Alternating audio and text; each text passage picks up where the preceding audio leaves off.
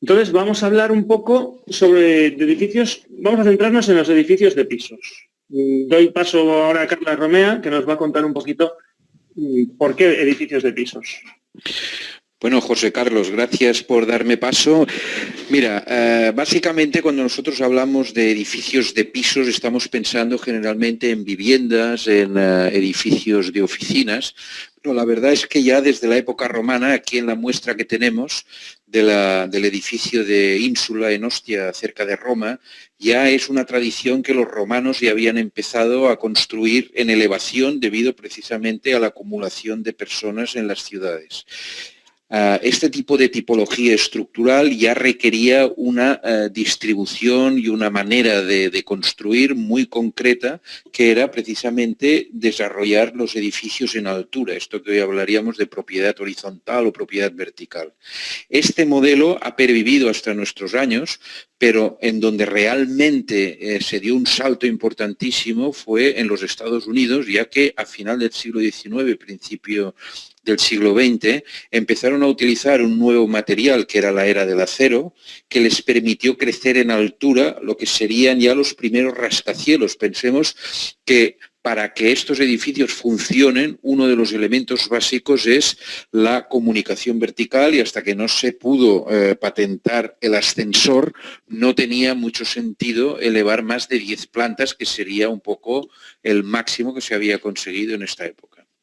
O sea, que más o menos esta es la visión general de este tipo de estructura aplicada a la edificación. La cuestión es que hoy en día prácticamente hasta en los pueblos pequeños, como este que vemos aquí abajo, la mayoría de los edificios son edificios de pisos. Es decir, de lo que vamos a hablar es de los edificios que constituyen la mayoría de las obras de nuestras ciudades. Pues vamos viendo más. Coméntanos esta... Bien, vamos a centrarnos en los edificios de pisos. Tienen sobre todo tres tipologías. Realmente podemos matizar mucho más, pero vamos a agruparlo como en tres tipologías distintas de estructura. Las losas o forjados sobre muros, es decir, hay unos muros de carga a los que se transmiten las cargas de los pisos, bien mediante estructuras de madera, estructuras de hormigón, estructuras de acero, cualquier tipo de estructura, a muros. Las estructuras de losas sobre columnas, es decir, losas totalmente apoyadas en columnas totalmente aisladas, sin nada que los refuerce, y losas sobre vigas y columnas, que es el tipo del que vamos a hablar. Evidentemente, existen también las estructuras que combinan unas y otras. Hay muchas estructuras que son losas sobre vigas y columnas, que además tienen muros, o losas sobre columnas que además tienen muros, o tienen alguna viga, etc. Pero fundamentalmente tenemos estos tres tipos y nos vamos a centrar en el último, losas sobre vigas y columnas. El conjunto de las vigas y columnas forma lo que se llama un pórtico o marco. Para analizar todas las estructuras utilizamos diferentes modelos de cálculo. A la izquierda vemos la A, sería como la estructura real. La estructura real es inabordable. En cierto modo, es que está la complejidad del material, de lo que tenemos colocado, de las cargas, de todo, que es absolutamente inabordable. Nosotros necesitamos hacer algo más sencillo. Podríamos incluso decir que la opción A podría ser un modelo de elementos finitos tridimensionales, pero bueno, vamos a dejar esto a un lado, nos vamos a ir centrando en los tipos habituales. Tipo B sería una estructura con elementos finitos, planos, en este caso. Está tomada la imagen inferior del programa CIPE 3D, que permite modelarlos como láminas. La opción C sería ya apurar un poquito más, y los elementos bidimensionales se modelan como barras en dos direcciones. Arriba vemos, bueno, debajo del esquema, debajo del C, aquí vemos un modelo de CIPE 3D en el que hemos puesto muchas barras para simular esta losa. Y aquí un modelo de CIPE-CAD que ya está especializado. CIPE-CAD es un programa ya especializado en modelar losas y modelar edificios de pisos, y estas son losas, unas barras que hace el propio programa automáticamente, las de CIPE 3D las hemos introducido a mano, que simulan una losa. Y por último, tendríamos en 3D, los edificios se pueden modelar. Aquí tenemos una estructura de vigas, columnas, vigas y viguetas, modeladas en CIPE 3D, creadas a mano, y aquí hechas en CIPE-CAD, que lo hace automáticamente. Una vez que nosotros le decimos que esto es un forjado de viguetas, lo hace automáticamente. Pero nosotros vamos a dar un paso más. Nosotros vamos a trabajar con pórticos planos. Es decir, tenemos una estructura en la que todas las losas trabajan en una dirección y los pórticos se pueden asimilar fácilmente a una estructura plana. Aquí vemos cómo funciona esta estructura de la izquierda. Las viguetas se deforman de tal manera que se apoyan en este pórtico central y recoge esa carga. Aquí vemos el esquema. Cualquier carga se va a través de las viguetas por las vigas a las columnas. Bien, Carlas. De hecho, lo que nosotros hacemos cuando calculábamos a mano y que de alguna manera luego esto se ha traspuesto a los ordenadores, es discretizar la estructura en planos ortogonales, de manera que al concepto de pórtico le asignamos el papel resistente principal, mientras que en la dirección perpendicular en donde actúan las viguetas tendríamos la descarga secundaria, que es la que lleva las cargas centrales hacia estos pórticos. Entonces aquí en la muestra que tenemos podemos ver en diferentes colores cómo hemos discretizado esta estructura en este caso 3 pórticos, que son el que tenemos en azul, el central, el verde y en rojo, que cada uno de ellos conforma este marco que hablaba antes José Carlos, este pórtico, y que en realidad es el que nosotros vamos a analizar como si estuviéramos trabajando única y exclusivamente en este plano resistente. Pero además fijémonos que si nos en la figura inferior, si ahora estamos viendo la dirección ortogonal, también podemos establecer otro pórtico, en este caso compuesto por las viguetas secundarias, pero que también van a los pilares, y vemos que en este caso, si nosotros compusiéramos con estas 2 direcciones ortogonales en una dirección y en otra, podíamos llegar por suma ortogonal a las cargas que realmente aguantan los pilares. Y finalmente también podemos ver que los planos de carga que conforma este forjado, en este caso, estaría compuesto por estas viguetas resistentes que van a llevar su carga en esta dirección ortogonal hacia un pórtico, hacia otro pórtico y hacia otro pórtico. Por tanto, ahora, en principio, si no tuviéramos en cuenta el efecto del viento, podríamos ver que cada plano aguanta unas cargas que normalmente conocemos como cargas gravitatorias, la sobrecarga de uso, el peso propio, etcétera, y por tanto podemos componer en cada uno de estos pórticos la carga real que llega y poder analizar este pórtico. Afortunadamente, hoy en día, con las herramientas digitalizadas, informatizadas que disponemos, esto ya lo hace directamente el programa, y todo este concepto que nosotros hemos establecido de planos ortogonales, el propio programa ya se encarga de realizar este reparto de cargas sobre los pórticos, que es el que finalmente vamos a analizar con José Carlos. Así que cuando quieras. Bien, en este caso vamos a empezar por analizar qué pasa cuando tenemos un pórtico simple bajo carga vertical. Es decir, este es el esquema principal en el centro. Tenemos una carga vertical repartida y lo que va a aparecer es este gráfico de momentos flectores. Negativos en los apoyos, positivos en el centro del vano, y las columnas tienen tracción por la cara exterior en la parte superior y por la cara interior en la parte inferior. Este es el esquema típico.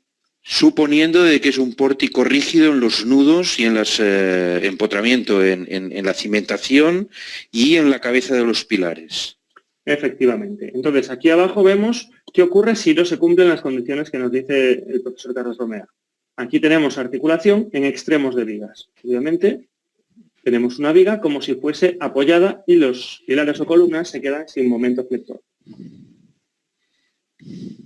A la derecha, por el contrario, tenemos articulación en la base de las columnas y entonces lo que ocurre es que cambia un poco el momento flector aquí, disminuye respecto a este y aumenta el positivo. ¿Por qué? Este pilar tiene menos rigidez que el que tenía originalmente. Lo mismo ocurre si la viga es muy rígida comparado con los pilares. Vemos que aquí teníamos un negativo de 55 y aquí se nos queda en 24, porque la viga es muy rígida, las columnas son poco rígidas y eso hace que la viga funcione más que las propias columnas. El positivo, por el contrario, sube a 100 cuando aquí era 70.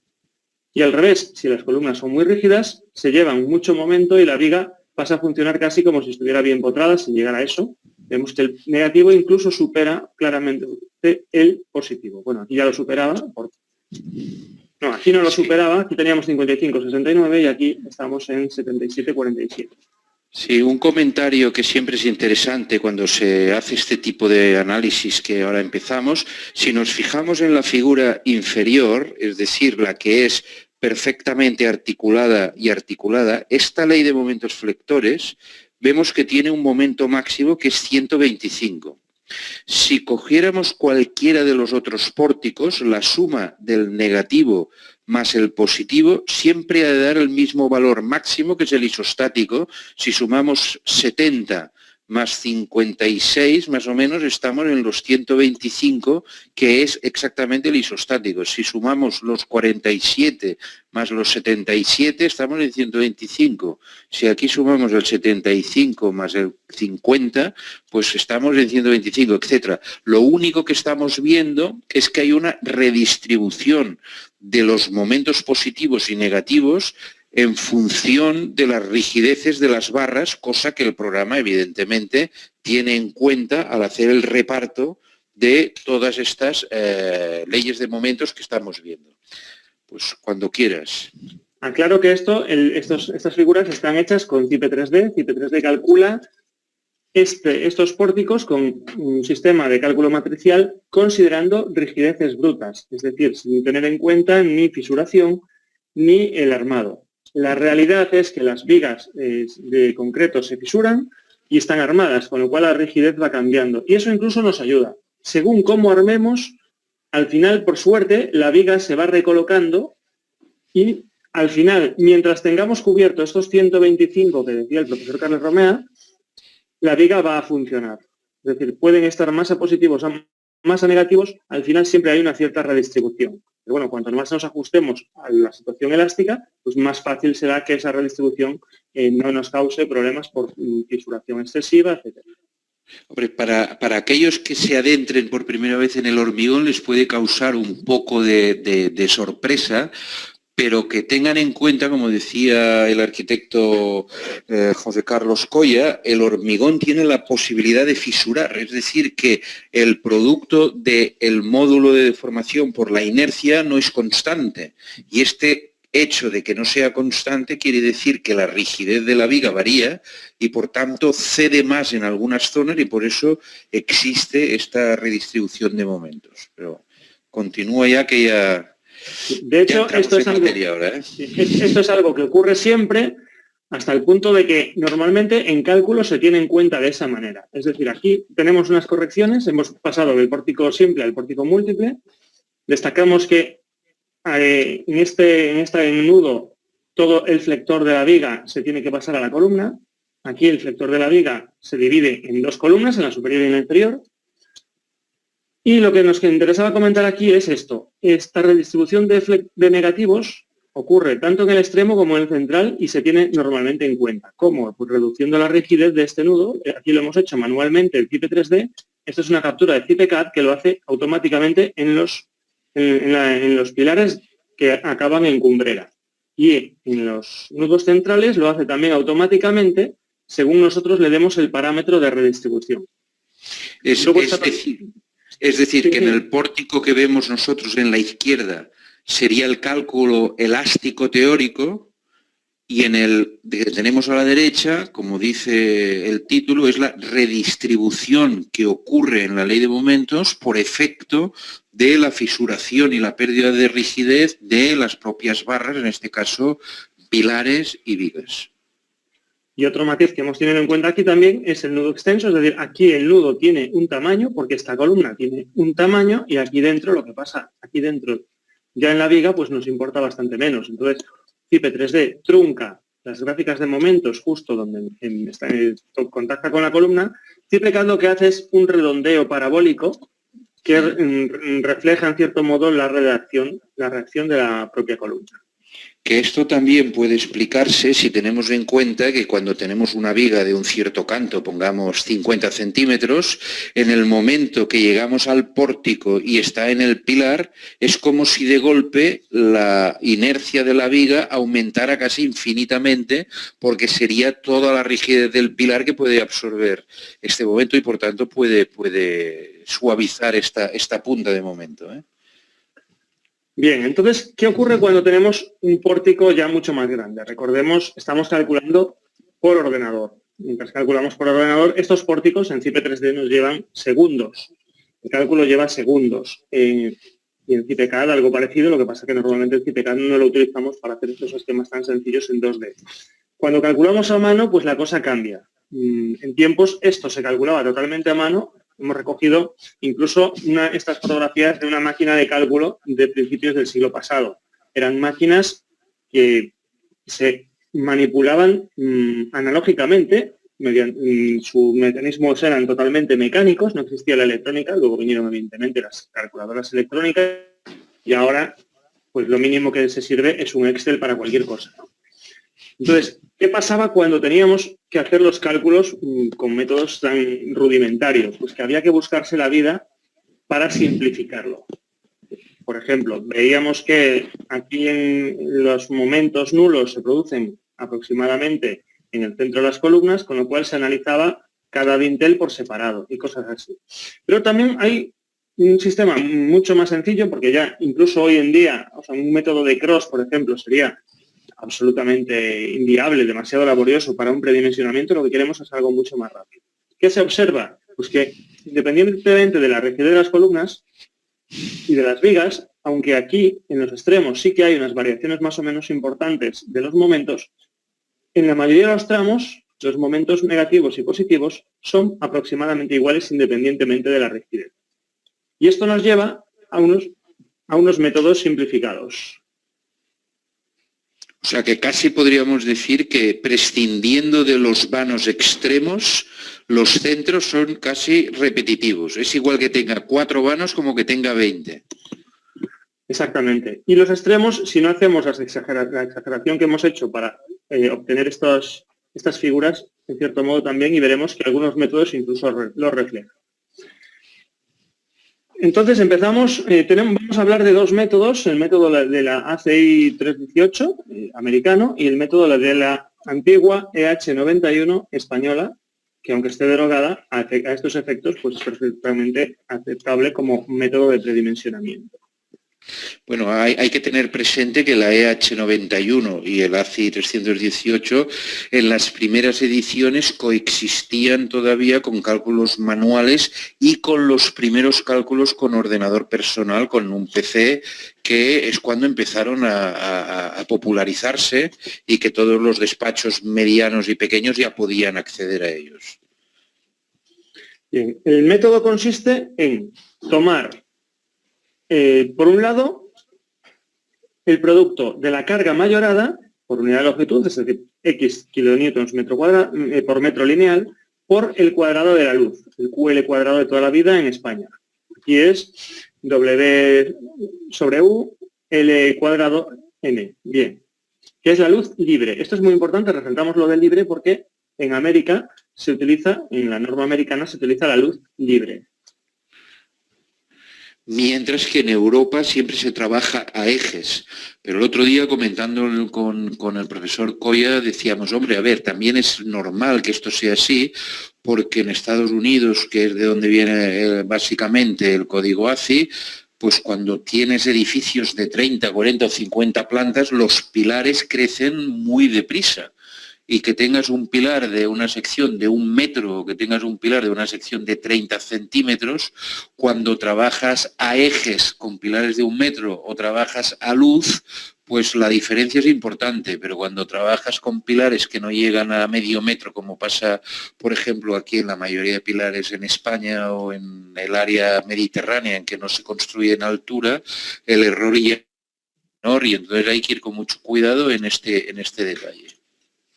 Bien, el método consiste en dividir este producto, carga por el cuadrado de la luz, entre un coeficiente que va variando dependiendo de si hablamos de negativos o positivos, vanos extremos, vanos interiores, matiza bastante el ACI, podemos resumirlo así. Para dos vanos es un 16 en el negativo extremo, 9 en el negativo interior y 14 en el positivo. Y cuando son más de dos vanos baja un poquito en los negativos, hablamos de un 10 o un 11, y de 16 ya en los positivos interiores. Entonces vamos a verlo con un ejemplo. Ahora entramos ya en materia. Vamos a trabajar sobre un pórtico o marco de este edificio, 2 plantas, 4 tramos, es central, vamos a ponerle una carga de 60 kN/m y vemos que el claro o luz entre ejes son 6 metros, lo vamos a dejar en 5,60 por columnas de 40 centímetros. Bien, vamos a trabajar con esta tabla, más de 2 vanos, el producto carga por cuadrado de la luz son 60 por 5,60 al cuadrado, 1882 metros kilómetros. Y eso a eso le vamos a aplicar los diferentes coeficientes. Aquí, en el extremo, en el negativo del extremo, 16, entonces 1882 entre 16, 117 metros kilómetros. En positivo 14, 134, 188 en este negativo, 172 en este, muchas veces incluso lo igualamos, sin más, ponemos 188 en todos y ya no pasa nada. Y aquí tenemos un poquito menos, 118, que es aproximadamente lo que vamos a tener siempre, un negativo más o menos bajo aquí, positivo, negativo bastante, algo mayor que el positivo, y se repite en todos los vanos. Mira, si nosotros en vez de tomar la luz de 5,60 hubiéramos tomado los 6 metros, en vez de 1882 nos saldría 2160. Fíjate que es sensiblemente mayor, ¿eh? O sea que de tomar un caso u otro es más conservador o menos, y por tanto también esto tiene una repercusión sobre todo en los armados, porque te sale mucho más hierro si calculas a ejes o calculas a caras. Claro, esto ya es un factor muy importante cuando tienes mucha experiencia en el cálculo y sabes dónde puedes ahorrar, dónde no, y a partir de aquí puedes hacer unos cálculos más finos. Claro, en cualquier caso, no lo olvidemos, estamos hablando de sistemas aproximados para que hoy en día tienen un doble objetivo, o triple quizá. Uno, por un lado, didáctico, es decir, para nosotros nos resulta muy útil hacer comprender cómo funciona la estructura con trabajando con estos coeficientes y trabajando rápido. Tienen sentido a efectos de tridimensionamiento, es decir, vamos a ver cómo andamos para poder ir armando, y tienen sentido a efectos de control. Si a nosotros nos sale en el cálculo afinado, aquí nos sale 120 o 150, pues podemos saber que estamos más o menos cerca. Si nos sale 1200, es que hemos metido la pata, le hemos dicho alguna burrada al ordenador y sale esto. O sea, salen 1200. Pero démonos cuenta de una cosa que salta a la vista, que en los vanos extremos el momento positivo siempre es mucho mayor que los momentos en los vanos centrales, lo cual ya es un indicio de que si esto no es así, de que alguna cosa no estamos haciendo bien. Bien, pasamos a cortantes. En cortantes es muy sencillo. Cogemos el producto de carga por luz entre 2, es decir, el cortante isostático. En todos los vanos, excepto en el interior del primer vano, que cogemos un 15% más. Y esto es igual tanto en el método ACI como en el método EHE. Bueno, y esto es consecuencia del efecto hiperestático de la continuidad de las vigas. Es decir, que esto siempre pasa precisamente porque el último vano, el momento positivo cuelga más, por decirlo de alguna manera, y el momento último exactamente, ahí muy bien estás dibujando la ley de momentos, y hace que al que el momento positivo cuelgue más, pues este efecto hiperestático hace que cargue más el pilar del interior que no el del exterior, exactamente. Efectivamente, tenemos este momento que es mayor que este, entonces hay que compensar un momento en esta dirección, y para ello necesitamos que haya un cortante más alto aquí que aquí, entonces, es decir, haga un momento inverso. Bien, esto, aunque es fácil, pues resulta todavía más fácil si lo hacemos con una hoja de cálculo que nos lo haga automáticamente. Entonces, nosotros lo que hacemos en el máster es trabajar siempre con hojas de cálculo que nos permiten reproducir lo mismo, en segundos y poder ir haciendo tanteos. Es decir, nosotros podemos coger este mismo vano y en cualquier momento pues decimos, en vez de la luz de 560 vamos a trabajar con la luz de 6 metros e inmediatamente se nos recalcula. Teníamos 560, teníamos 168 de cortante, 118 de flector, ahora con 6 metros pues tenemos 135. Si tiene 4.5 tenemos 76. Vamos viendo inmediatamente el efecto de uno y otro.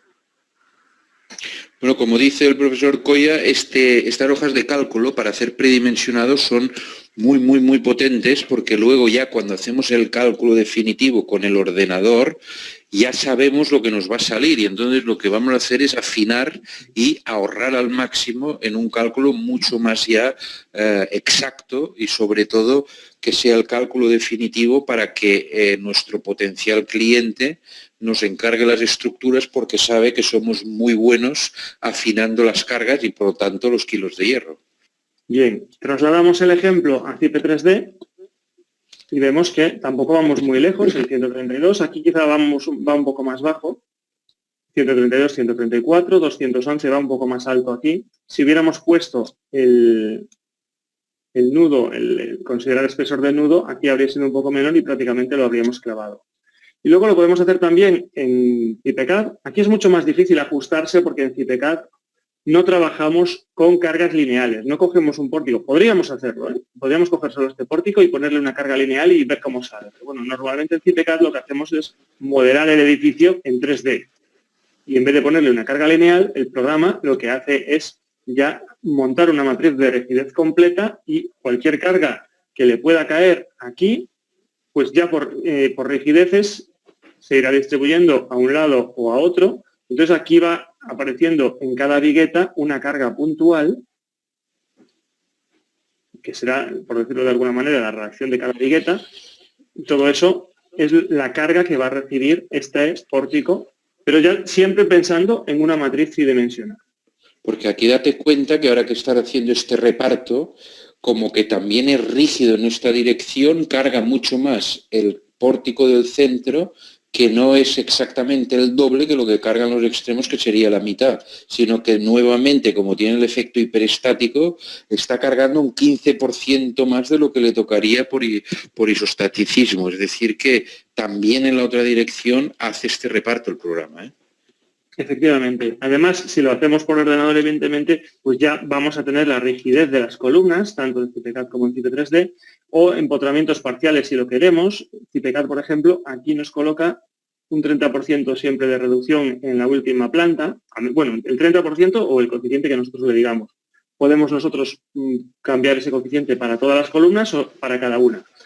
E incluso podemos, en las últimas versiones, decirle aquí en la viga que tenga empotramientos parciales. De esa manera podemos jugar con el control de este empotramiento.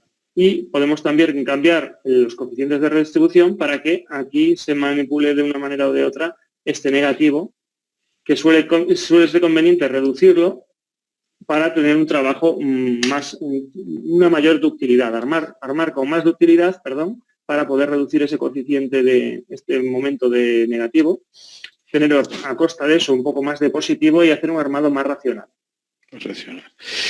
Mira, aprovechamos para decir que pueden escribirnos sus preguntas escribiendo en el panel de la izquierda, allá en directo, y así ya las podemos acumular para el final. A medida que se van explicando estos conceptos, pues si tienen dudas, pues pueden ir haciendo estas preguntas y luego al final, entre el profesor Coya y yo mismo, ya las iremos contestando.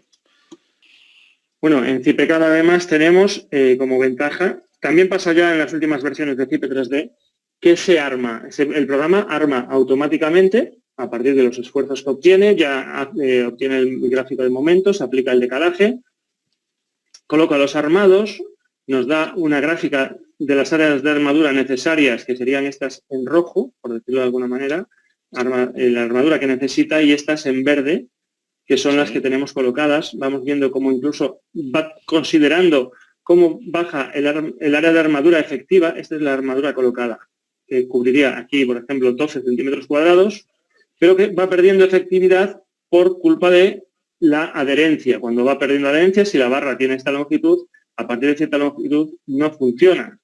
En esta punta no puede tener, aquí cerca de la punta no puede desarrollar toda su tensión, solo una parte. Entonces realmente eso hay que tenerlo en cuenta. Es como si hubiera un área menor, el programa lo va teniendo en cuenta, y si hay algún error nos lo va diciendo. Y por ejemplo nos dice, en esta viga no cumple las disposiciones relativas a las armaduras, en concreto no cumple el artículo 7.6 o 7.10 de ACI 318, que nos dice que la distancia libre entre varas paralelas de una capa no debe ser inferior a, y nos calcula los valores, dice, pues no puede ser inferior a 25 milímetros. Tenemos muchas barras, están a 17 milímetros, nos avisa de que tenemos ese error y a partir de ahí podemos editarlo manualmente.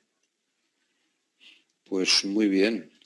Esto es definitivo, pero si ya les explicamos que el programa lo calcula solo, ya nos van a abandonar ahora. Tendremos que explicarles algo más, ¿no? Exactamente. Lo bueno que tiene el programa, eso sí, es que todo esto que vamos a ver en pórticos planos, resulta que casi nunca en un edificio vamos a tener pórticos exactamente planos. A lo mejor este del centro, no, aquí hay una escalera, resulta que la carga ya no es completamente igual en todos los vanos. Aquí tenemos un vano un pórtico que se interrumpe, este pues tiene un pilar que sube, este también, pero este no, este es oblicuo, es decir, hay muchas cosas que le pasan al programa, que le pasan a la obra que un programa tridimensional considera y un programa, un cálculo bidimensional a mano no, pero como decíamos, el cálculo simplificado nos ayuda a hacernos una idea de cuánto pueden ser, qué valores podemos esperar. Y el programa también, evidentemente, nos da nos permite dibujar los planos, nos dibuja aquí, vemos los forjados con sus refuerzos de negativos, sus valores de momentos positivos, nos avisa si alguna viga tiene algún error, esta aparece en rojo, ya vemos, pues nos dice no cumple disposiciones relativas a armaduras, problema por torsión, la separación para introducir el vibrador, etcétera. Sí, esta es la antigua EH91 que tenía el método simplificado, igual que hace el código americano, el ACI-Code, que tenía la misma simplificación. Lo que pasa que en este caso el código, en este caso español, era un poco más fino porque distinguía, por ejemplo, las cargas de cubierta, que generalmente en los terrados la carga es menor y por tanto podemos coger una distribución más favorable en este último piso, y también vamos viendo cómo todos estos coeficientes de reparto que multiplicaríamos por el QL cuadrado, tal como hemos visto anteriormente, pues tenemos ya todos los coeficientes en los casos más habituales, incluso cuando hay una pequeña diferencia entre las distancias del vano terminal y los vanos centrales. Y en definitiva, la diferencia que hemos comentado anteriormente, que aquí trabajamos a ejes, no en luces entre caras de pilares,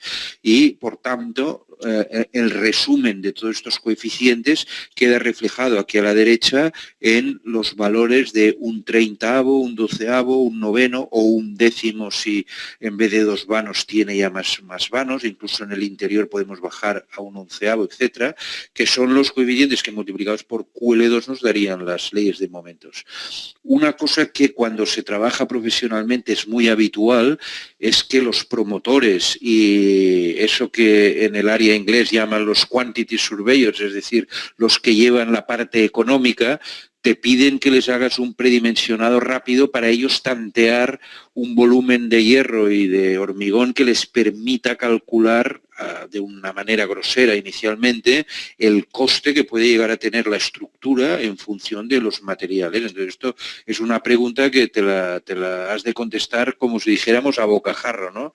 La has de saber contestar enseguida. Entonces con estos números y cubriéndote un poco también con la experiencia, pues puedes dar ya un primer encaje para que el promotor pues tenga un orden de magnitud. O sea, que es un poco el objeto que tienen este tipo de tablas.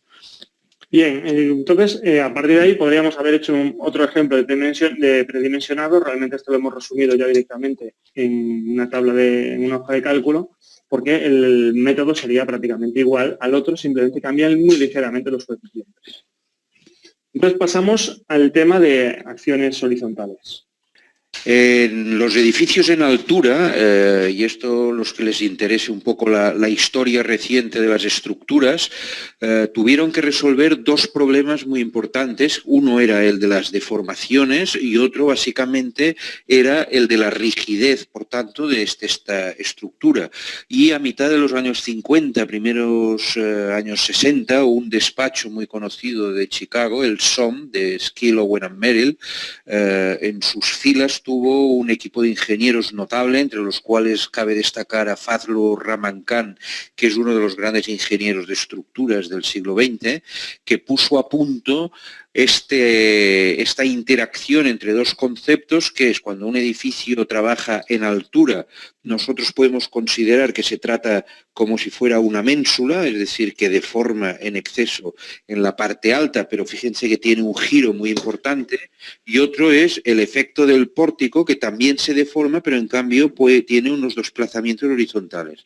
De manera que conjuntando el efecto pórtico con el efecto ménsula, consiguió controlar precisamente este exceso de deformaciones en las partes altas, haciendo que este giro tan importante quedara repartido en todas las alturas de manera mucho más suavizada, con lo que se consigue una rigidez y una habitabilidad en estos edificios en altura que es mucho más interesante desde el punto de vista precisamente de los edificios en altura. Por tanto, el efecto ménsula y el efecto pórtico conjuntados nos dan exactamente este comportamiento frente a las acciones horizontales, que evidentemente en edificios bajos esto pues no tiene una aplicación tan directa, ya que no son tan acusados estos movimientos y por tanto ya no tienen una aplicación directa. De hecho, en edificios bajos... ¿Perdón? Sí, perdona, José Carlos, tú que manejas mejor el programa, esto ya CIPECAD ya lo hace. Sí, esta captura está hecha con CIPECAD. Aquí vemos un edificio en el cual los pilares o columnas apenas tienen rigidez.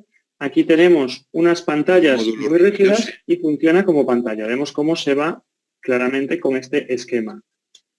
La estructura central tiene este esquema, son todo columnas, no existen pantallas. Vemos cómo tiene más deformación al principio y menos en la parte alta.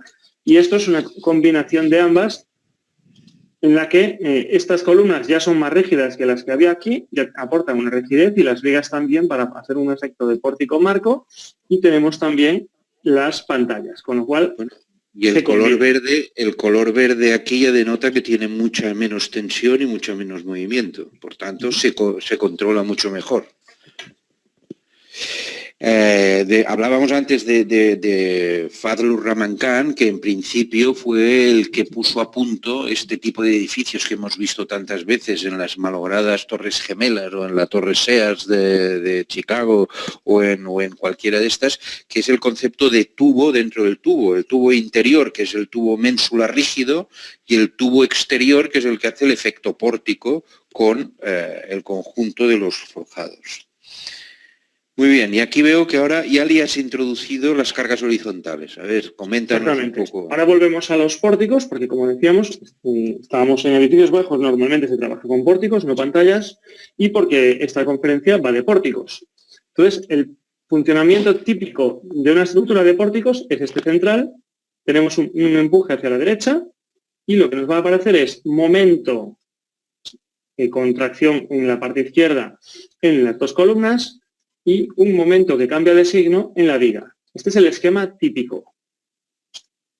Si tenemos articulados los extremos de las vigas, de la única viga, lo que vamos a tener son dos ménsulas puras. En este caso lo que teníamos era una carga de 10 kilonewtons hacia la derecha, una altura de 3 metros, eso quiere decir que tenemos un momento total de 30 metros kilonewton. Y lo que vemos aquí es que cada pilar se lleva a la mitad, 15 y 15.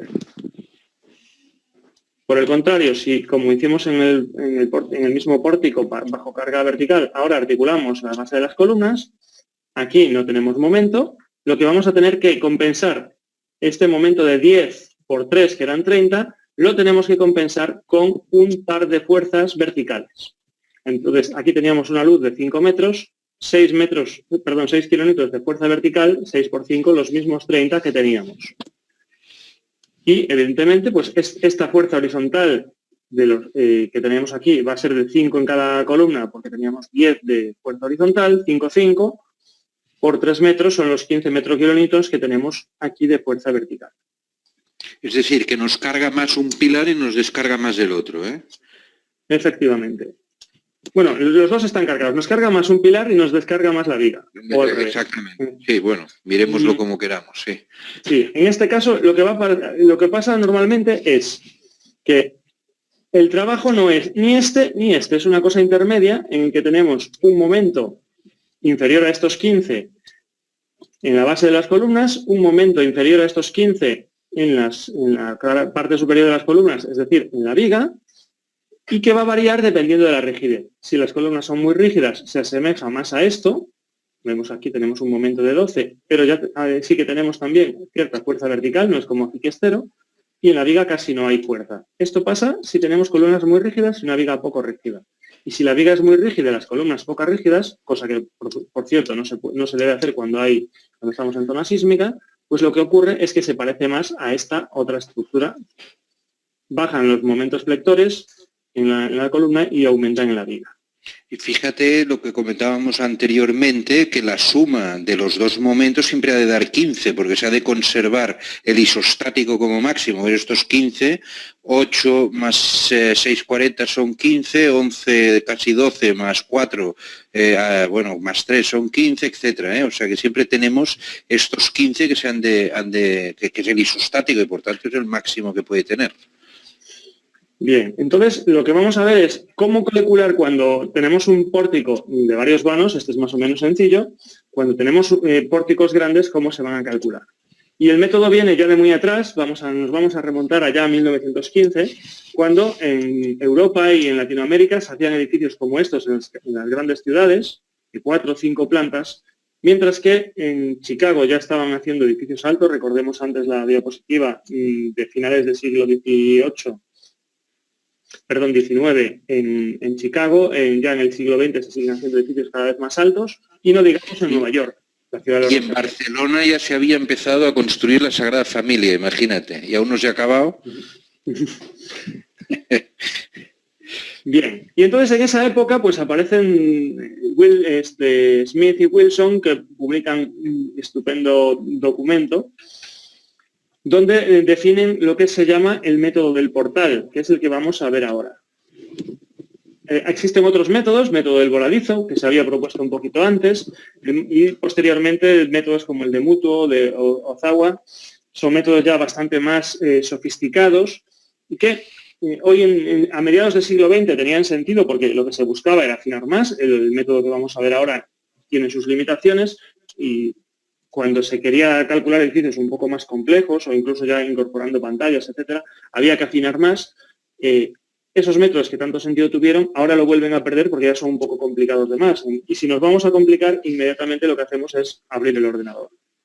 Entonces, para entender el método del portal, lo que vamos a hacer es primero calcularlo por ordenador y ver qué pasa con un pórtico sometido a cargas horizontales, en este caso hacia la derecha. Tenemos estos momentos y lo que observaron Smith y Wilson es que el momento es nulo en el medio de las columnas y en el medio de las vigas. Y vemos momento nulo en el medio. Con lo cual, podemos suponer ahí... Esto debido solo a viento, ¿eh? Debido, sí, a fuerza horizontal. Bien, bien. También se aplica sismo, pero bueno, siempre que tengamos cargas, podamos aplicar el método simplificado, es decir, estructuras regulares, sí, cargas equivalentes, ¿sí? Y la otra hipótesis de las que parten es que el cortante es igual en las columnas centrales y es la mitad en la de los extremos. Hay refinamientos del método después que en vez de colocar aquí justo en el medio el punto nulo, pues lo colocan un poquito más arriba, más abajo, que hacen un reparto distinto, pero el método que inventaron ellos es así de sencillo. Y lo vamos a ver sobre un ejemplo. Vemos un pórtico, 4 vanos, 4 alturas, unas cargas horizontales, 16 arriba, 32, 32, 32 en los siguientes pisos, luces de 8 metros, 4 metros de altura. Y colocamos las articulaciones. Entonces este es el esquema esperado de momentos. Más pequeños arriba, más grandes, siguiendo este esquema cualitativo. Entonces, ¿qué hacemos? Cogemos el pórtico, el piso superior, y sabemos que está articulado aquí, a media altura. Entonces decimos, bueno, hipótesis que teníamos, los 16 kilonewtons que hay aquí de carga se reparten de manera igual en los pilares centrales y la mitad en los extremos. 4, 4, 4, 2 y 2. Es decir, hay que repartir 16 entre el número de vanos y ya sale. Así de sencillo. ¿Cómo tenemos los momentos? Pues si tenemos estas cargas a una altura, recordemos que la altura de la planta era 4 metros, la altura de media planta 2 metros. Fuerza de 2 por 2 metros, 4 metros kilonewton. Fuerza de 4, 2 metros, 8. Ya tenemos los momentos en las columnas. Y si tenemos los momentos en las columnas, los tenemos en las vigas. Claro, porque al ser los nudos rígidos se han de compensar, bueno, ha de tener el mismo momento a la derecha y a la izquierda y por tanto ya tenemos el de las vigas, efectivamente.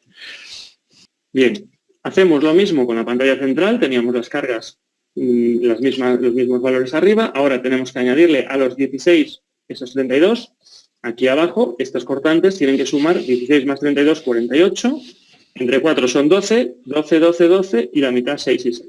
Y de ahí ya directamente tenemos los momentos. Y con esa facilidad tenemos todo este gráfico, todos estos gráficos de momentos.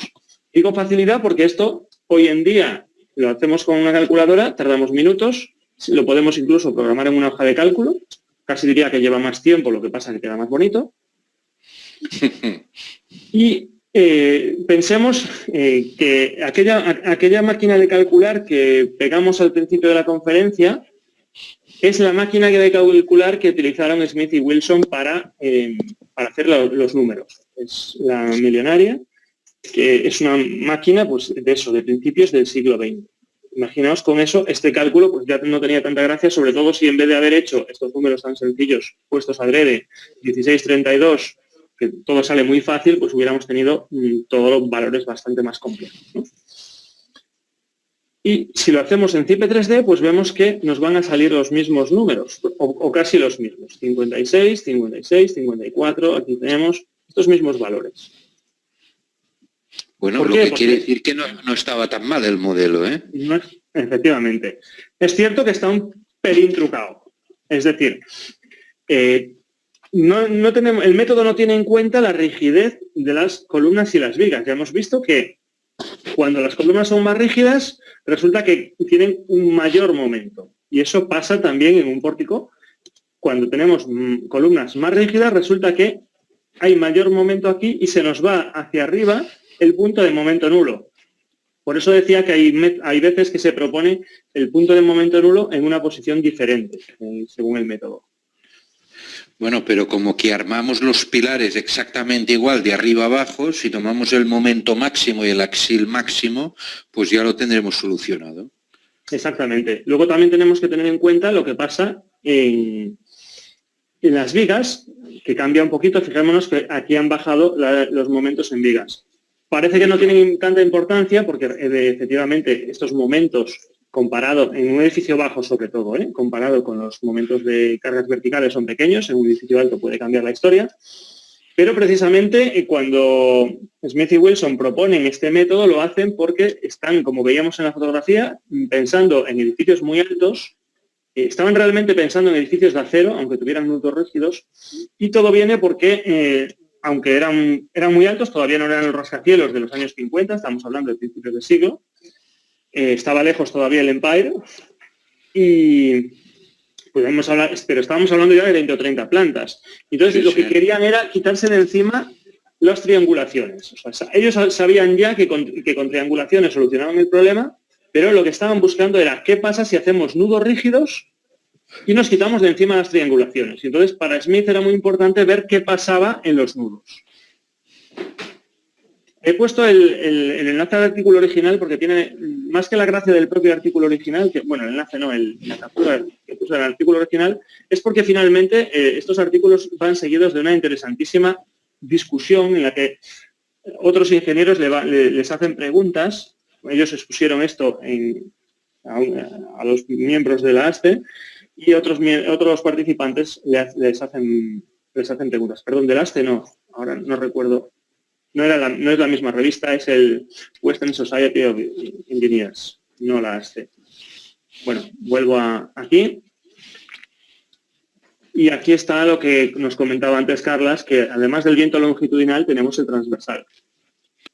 Sí, esto acostumbra a pasar. Lo que hemos de tener en cuenta es que generalmente no pasan los dos a la vez.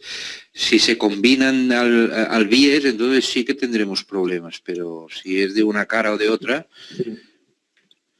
Y el punto donde puede ser un poco crítico el viento transversal es sobre todo cuando tenemos cargas verticales que nos inducen momentos, sobre todo en los pilares de las esquinas, esta carga horizontal transversal, y entonces aparecen esfuerzos de flexión esviada. Es algo, por ejemplo, que ya CIPE lo tiene en cuenta ya desde sus primeras versiones en los años 80, cuando su primer programa, que era el cálculo de pórticos planos, resulta que ya podía considerarse de alguna manera este efecto de los pórticos transversales y calcular la flexión esviada. Luego CIPE a finales de los 80 hizo el programa ya de cálculo de pórticos tridimensionales, que habría sido parecido a CIPE 3D en cierto modo, estoy exagerando, ¿eh? Y ya en el año 91 salió CIPE-CAD. Vemos aquí que CIPE 3D y CIPE-CAD se parecen hasta cierto punto, porque CIPE-CAD es un programa donde ya está pensado para pisos, los pilares se introducen, todo se trabaja todo en plantas, se introducen los forjados automáticamente, etc. Pero cabe decir, y esto es importante, yo recuerdo que cuando utilizamos por primera vez en los años 80 el programa CIPE, que entonces no tenía tanta sofisticación, el mismo Florentino Regalado, que lo utilizaba para sus propios, había llegado a hacer ya en Benidorm edificios de más de 100 metros de altura, trabajando con pórticos virtuales, es decir, que aunque es verdad que el programa ayuda mucho, el saber lo que estás haciendo con el programa también es muy importante. O sea, no esperemos que el programa nos lo haga todo, hemos de tener muy claro todos estos conceptos para precisamente poder calcular este tipo de pórticos y poder saber exactamente cómo se componen las acciones. Y es verdad que ha ido mejorando mucho, pero también es cierto que hay que tener conocimientos estructurales sólidos para sacarle el máximo partido a este tipo de herramientas, claro. El programa lo bueno que tiene es que lo hace más rápido. Hombre, sí, pero siempre lo que decimos, si me permites la broma, que con un programa muy rápido y un programa muy potente te puedes equivocar muchas veces en muy poco tiempo, lo cual también es una desgracia, ¿eh? Sí, el programa digamos que es como un coche, nos ayuda a ir más rápido a donde queremos ir, pero tenemos que saber a dónde queremos llegar. Exactamente, exactamente. Muy bien. El asunto es que, bueno, tenemos que recuperar, o sea, el programa lo que nos permite, eso sí, es, una vez que sabemos lo que queremos, ya trabajar en el modelo tridimensional. Aquí vemos un modelo de CIPE-CAD, este es el modelo alámbrico, por decirlo de alguna manera, con sus muros con elementos finitos, los pilares, vigas, las viguetas como barras. Este es un modelo distinto, un edificio distinto, es el modelo, una vista 3D, y esto es una vista en planta, donde se ven las cargas lineales que hemos aplicado, se ve que esta vigueta falla por, bueno, eso, por lo que fuera, y posiblemente por flecha o lo que hubiere, etcétera, ¿no? Al final el programa nos saca los planos de todo, como vimos, nos saca los planos de planta, nos saca las vigas, y nos permite editarlo manualmente. Y esto es CIPE 3D, pensado para naves, sobre todo, empezó como programa para naves, de hecho en sus primeros tiempos creo recordar que se llamaba CIPE 2D, pero bueno, ahora es un programa mucho más versátil e incluso permite introducir láminas planas que se calculan por elementos finitos y ya nos permite hacer cosas como esta y mucho más complejas. Bueno, parece que ya hemos hecho un repaso bastante importante a este concepto de pórticos. Y bueno, quedamos a disposición de todos nuestros seguidores para contestar las preguntas que crean necesario y las cuestiones que podamos contestar. Así que, Coya, cuando quieras.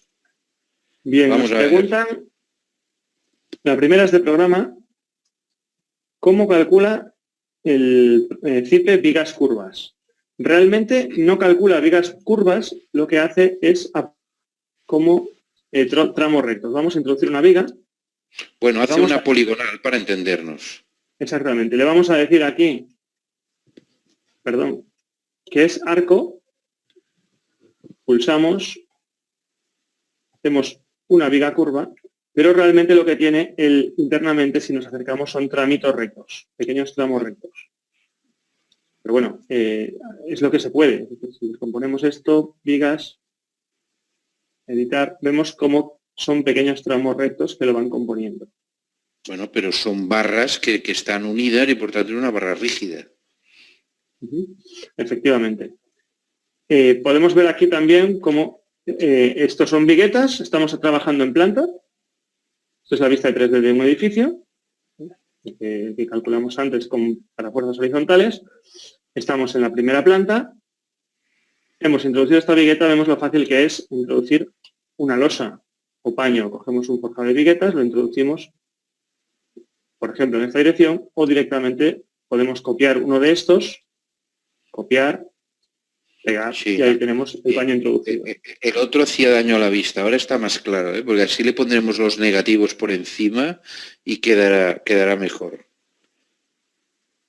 Bien. En el predimensionamiento de las vigas y columnas, cuando se corre en el programa, este le sugiere cuáles deben ser las dimensiones de los elementos, como en otros programas de cálculo estructural. CIP-PCAD ni CIP3D, en principio, no nos ofrecen valores de predimensionado. Eso tenemos que ponerlo nosotros. De hecho, CIP-PCAD en tiempos, cuando hacía el cálculo, si teníamos un error de flecha, nos proponía cambiar la dimensión de la viga, pero dejaron de hacerlo porque aquello, el predimensionado manual, automático, se iba un poco. Cuando trabajamos con pórticos con estructura metálica, entonces sí que el programa, al dimensionar, no al predimensionar, sino una vez que dimensionamos, nos sugiere qué barras, qué perfiles habrían cumplido. Pero a nivel de predimensionado, no. Bueno, porque en metálico es más fácil porque la tensión te orienta mucho. En cambio, en pilares es mucho más difícil porque como ha de calcular todas las combinaciones pésimas, no siempre las parejas que a primera vista pudieran parecer pésimas en hormigón lo son. Por ejemplo, no es verdad que el máximo axil con el máximo momento sea peor que un axil muy pequeño con un momento mayor, que seguro que necesita más armado. Entonces es mucho más difícil hacerlo en hormigón, ¿eh? Luego, aparte, cuando tenemos un edificio ya como este, pues es mucho más complicado para el programa y para hacer el cálculo a mano, ¿no? Ver cómo es realmente qué carga tiene cada elemento. Pero bueno, no sé si algún día lo va a tener. A día de hoy el programa no lo va a tener. Además, hay que tener en cuenta las caras fijas, por donde ha de crecer, que sea posible que crezca en una dirección y no en otra. No es fácil, ¿eh? No es un tema fácil. Bien, siguiente pregunta. Estos coeficientes de momento funcionan para la combinación o variación de la carga en los diferentes tramos de las vigas. Bueno, sí. Perdón, se refiere, entiendo, al coeficiente de momentos del método aproximado. Claro, yo entiendo que aquí si tú consideras en un pórtico las alternancias de carga, es decir, cuando nosotros los cargamos uno sí y uno no con la sobrecarga de uso, es posible que estos momentos al giro del nudo puedan presentar alguna, pero son valores que están muy testados y yo diría que son muy aceptables. Para sobrecargas de viviendas, en donde la sobrecarga de uso normalmente es una fracción muy pequeña del peso total. Eso no sería real, por ejemplo, en almacenes, en donde tuviéramos cargas muy grandes, o en edificios industriales, etcétera. Pero para viviendas sí. Sí, luego con la alternancia de sobrecargas hay que a veces tomarlo con un poquito de cuidado, me explico.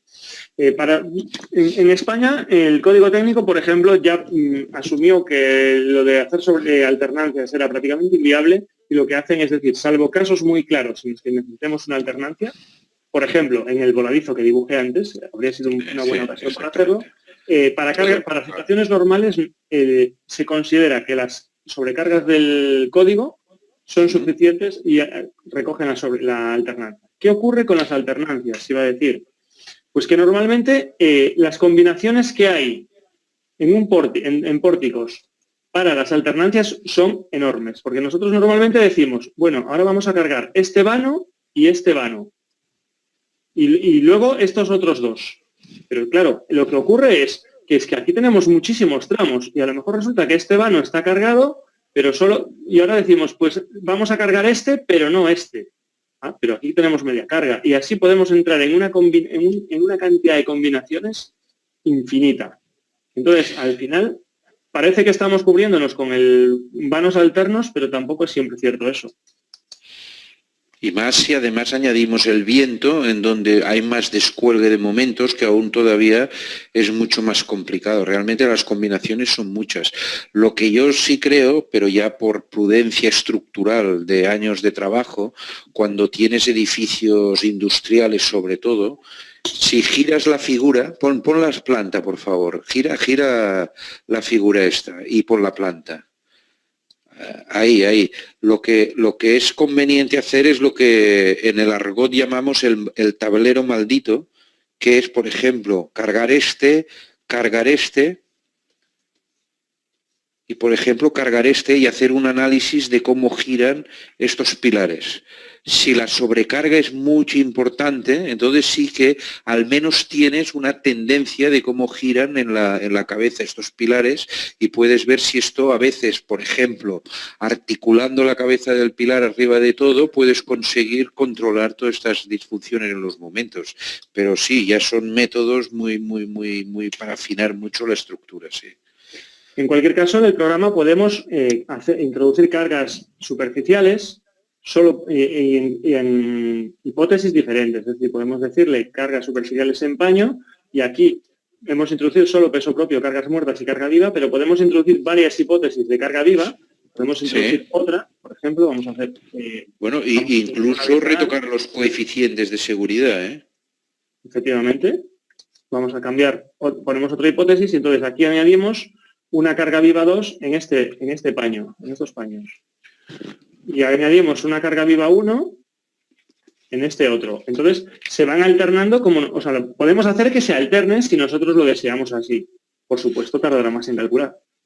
Hombre, a ver, por ejemplo, esto se da el caso cuando tienes una vivienda que en la misma planta tienes un garaje y la parte de vivienda. Igual en el garaje le pones una sobrecarga de 400 kilos y en la vivienda de 200. Ya es este caso, son dos sobrecargas diferentes. Bien, siguiente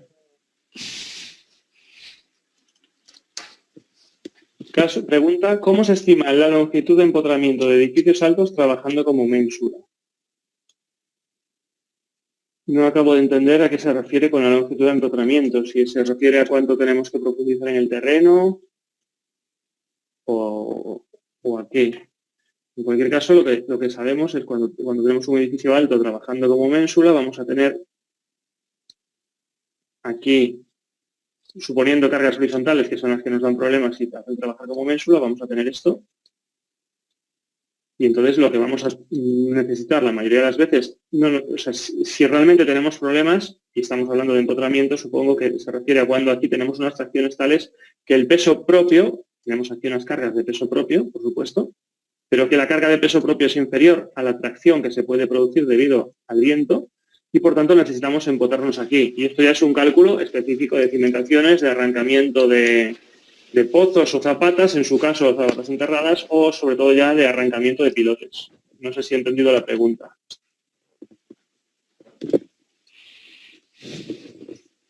Siguiente pone, con respecto a la distribución de momentos, uno puede meter el porcentaje que desea ajustar. Esto para cuando se tienen momentos muy grandes y se desea, por ejemplo, disminuir la cuantía en algunos nudos o secciones de una viga. A ver, se puede, pero no viga por viga. A ver, sí, ahora me explico. Vamos a ver, tenemos en obra opciones de vigas, obra datos generales. En las opciones de dimensionamiento comprobación, aquí, esfuerzos, coeficiente de redistribución de negativos. Tenemos este valor, aquí no nos da ayuda, nos dice que nos permite realizar una cierta redistribución, propone un 15%, es la que tiene por defecto, para las vigas. Lo que ocurre es que lo va a hacer igual para todas las vigas.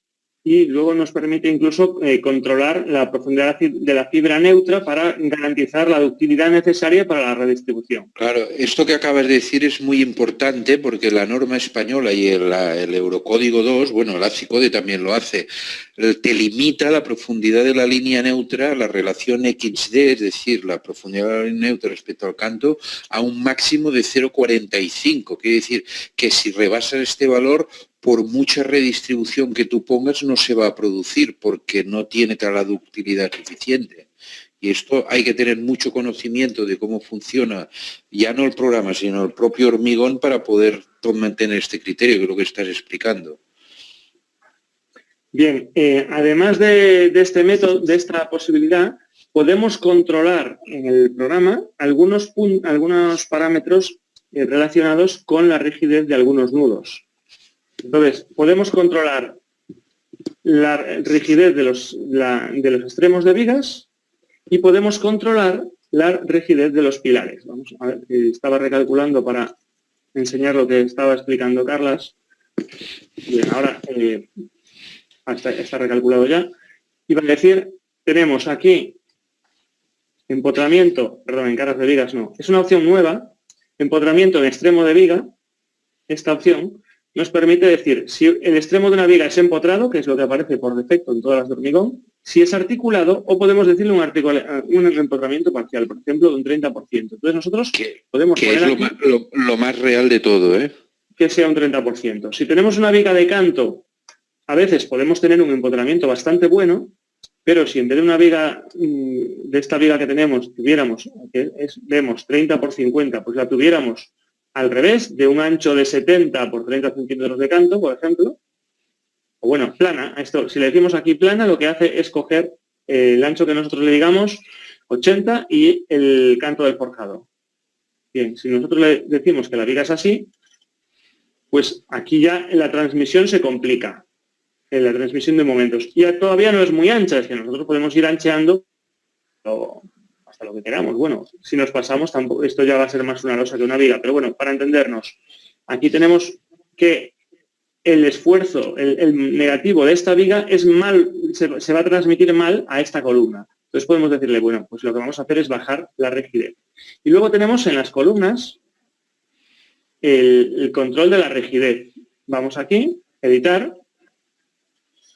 Tenemos coeficientes de empotramiento y podemos cambiar el coeficiente de empotramiento en cualquiera de los nudos, en cabeza o pie de cualquiera de las plantas. Y, por cierto, se multiplican por este factor 0,30 que decía antes en cabeza de última planta. Este factor es editable, lo tenemos aquí, en datos generales, opciones de columnas, coeficientes de empotramiento en última planta, por defecto son 0,30, pero se puede cambiar. Aquí nos da una explicación. Entonces, eso nos permite cambiar el empotramiento en columnas. Es decir, al final podemos hacer nosotros esos reajustes manualmente. Bien, ¿hay más cuestiones? Con respecto a... Esta es la misma, a veces parece como si entraran dos veces cada una. Cuando se consideran las bases de las columnas articuladas y cuando empotradas. Bien, en hormigón o concreto prácticamente siempre se consideran empotradas tradicionalmente. Podríamos tener un análisis más fino si hiciéramos una interacción suelo-terreno y hiciéramos la comprobación de si el suelo es capaz o no de sostenerlo. Es decir, tenemos un suelo, tenemos una columna, debajo del suelo tendremos una zapata enterrada. Claro, si aquí hay un momento, esto producirá una presión mayor de una manera o de otra y la zapata tiende a girar, evidentemente. Esto se puede hacer un cálculo conociendo las propiedades del terreno, el tamaño de la zapata, pues se puede hacer el cálculo. Se puede incluso tener un empotramiento elástico. CIPE 3D permite definir empotramientos elásticos, CIPE-CAD no, lo único que nos permitiría es bajar el coeficiente de empotramiento. Pero generalmente en edificios convencionales no se suele llegar a hacer, se mantiene en edificios de concreto el empotramiento. Para edificios metálicos dejo la explicación a Carla Romea, que tiene mucho... No, a ver, y en hormigón, un caso que se utiliza a veces una articulación en hormigón es en la última planta, en los pilares centrales, que puede darse el caso de que tenga un momento en la cabeza del pilar importante y en cambio la carga vertical sea muy pequeña, en que si tú tienes empotrado este nudo, sale un armado mayor en la última planta que en la penúltima. Y esto es un caso que a veces puede llamar la atención, pero si lo haces con el programa sale. Pues una manera de hacer que baje este momento es articulando el pilar de arriba de todo, no hay ningún problema. Entonces, una manera de hacerlo, a ver si puedo dibujar yo desde mi pantalla, ¿sí? Cuando se arma un pilar, si tú tienes una armadura que queda interrumpida tal como dibujo, al hacer este tipo de armado, esto se convierte en una articulación. Y si esto en el piso de arriba, la armadura, en vez de girarla como se hace normalmente para que se empotre, lo que hacemos es una articulación, aquí esto ya no puede absorber momento con esta armadura y lo que tienes aquí es una articulación de manera que el momento que tiene es cero. Y con esto solo tienes axil puro, entonces te sale un armado más pequeño. Y en el caso de los pilares metálicos, cuando nosotros tenemos en planta un perfil típico de una doble T, que puede ser una IPN, una IPE o una HB, como que nosotros sabemos que en este tipo de vigas los momentos flectores se descomponen como un par de fuerzas sobre las alas, si yo en el encuentro con la zapata solo sueldo el alma, cuando tengamos un par de fuerzas que tenda a levantar o a comprimir estas alas, si no están soldadas directamente sobre la placa, no le podrán transmitir el momento y por tanto esto será una articulación, que sería el caso típico de aquellas naves que, por ejemplo, tienen una cimentación un terreno muy desfavorable y lo que se busca precisamente es no transmitir momentos de manera que solo reciban axiles, con lo cual podemos diseñar la cimentación de una manera más favorable. Más preguntas. Ante cargas laterales, ¿con qué elementos se comporta mejor la estructura o cuál os parece el más adecuado? ¿Disipadores o pantallas centrales? Aquí estamos, entiendo, hablando ya de sismo, cuando hablamos de disipadores. Entonces, a ver, uno de los problemas de las pantallas centrales, cuando hablamos de sismo o incluso de viento, es que hay que controlar mucho la rigidez, porque contra más rígida sea la estructura, también absorberá mayores acciones y, por tanto, hay que combinar las dos soluciones. No es que sea mejor una que otra, sino que hay que conocer exactamente la altura, los grados los modos de vibración propia de la estructura para saber si discernir más en un sentido o en otro. O sea, no es que sea uno mejor que otro, sino que en cada caso está más indicado uno u otro. Muy bien, más preguntas. ¿Dónde encuentro los coeficientes de momento para los pórticos? Bien, los hemos puesto antes, están en el ACI. Creo recordar que está el número de tabla en la propia captura. Aquí está, tabla 652, me parece que es tomada de la CI 318 del 2014. Sí. En cualquier caso, con ese título, si copiamos ese título, si tuviéramos una versión anterior, pues nos aparece, me parece que es en el artículo 11 o algo así. Cambia de sitio, pero no es la misma.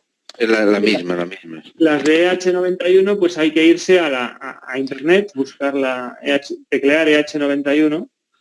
Antiguamente aparecían en las ediciones del libro de hormigón de Jiménez Montoya, pero ya en la edición 14 y 15, que son las últimas, como que ya se utilizaba el cálculo por ordenador, ya este tipo de tablas han dejado de tener interés, aunque los que trabajamos habitualmente las utilizamos, como hemos comentado, para hacer predimensionados rápidos.